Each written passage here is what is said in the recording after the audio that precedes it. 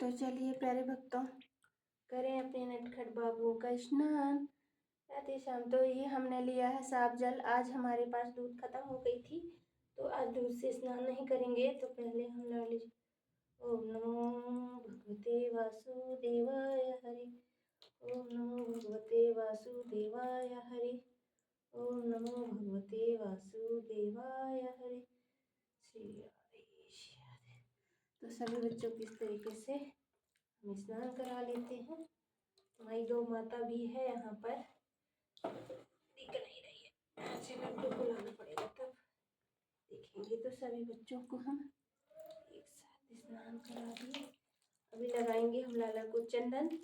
तो चंदन में थोड़ा टाइम लगेगा, वीडियो भी स्किप न करिएगा। कौन सा चंदन मैं लाला को लगाती हूँ, तो छोटे वालों में और अच्छे से आपको समझ में आएगा। हमारे छोटे लड्डू प्यारे से नन्हे से नटखट बाबू राधा